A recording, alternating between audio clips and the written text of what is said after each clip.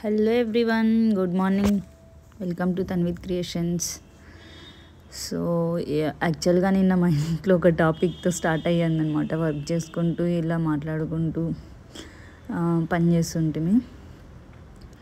So ఎప్పుడు ఎవరిని నమ్మొద్దు, అండ్ మనం ఏమన్నా సాయం చేసినా లేదా మనం ఒకరిని నమ్మి వాళ్ళ కోసం ఏమన్నా చేసినా వాళ్ళు మనకి బ్యాడ్ థింగ్స్ చేసినప్పుడు కూడా don't even realize that what you have done to them.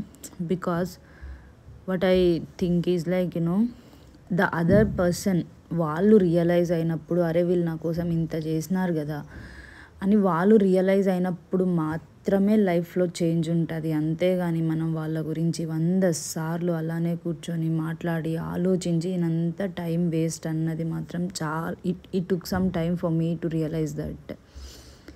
Okay, మీకు కూడా ఇలాంటివి ఏమన్నా లైఫ్లో ఇన్సిడెంట్స్ జరిగాయా? If yes please do comment.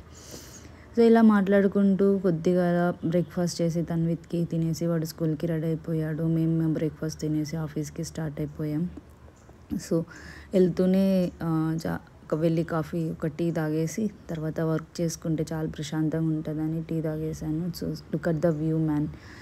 And then కాసేపు వర్క్ చేసి మళ్ళీ లంచ్ తినేసి త్వరగా రిటర్న్ అయిపోయా, ఎందుకంటే మరి ఈవినింగ్ కాల్స్ ఉండిండే. సో ట్రాఫిక్ తక్కువ ఉంటుందని చెప్పి త్వరగా స్టార్ట్ అయ్యా. కానీ ఇంటి ముందర వచ్చేసరికి ఫుల్ ట్రాఫిక్ ఉండింది. సో కొంచెం ఇలా హాఫ్ కిలోమీటర్ దూరమే దిగేసి ఆటోలో ఇంటికి వెళ్ళి కాల్స్ అటెండ్ అయ్యి తర్వాత ఇంకా పిల్లలకి డిన్నర్ ప్రిపేర్ చేయాలని చెప్పి బయటకు వచ్చేసాను. ఇంకప్పటికే లేట్ అయిపోయింటే చపాతి చేయడానికి టైం అయిపోతుందని చెప్పి దోశ వేసుకున్నాము. దోశ నేను వేస్తుంటే ఎందుకు సరిగ్గా రాలేదు.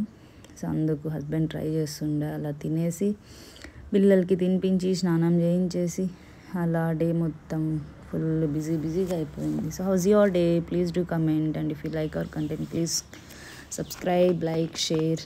Thank you. I'll see you next vlog.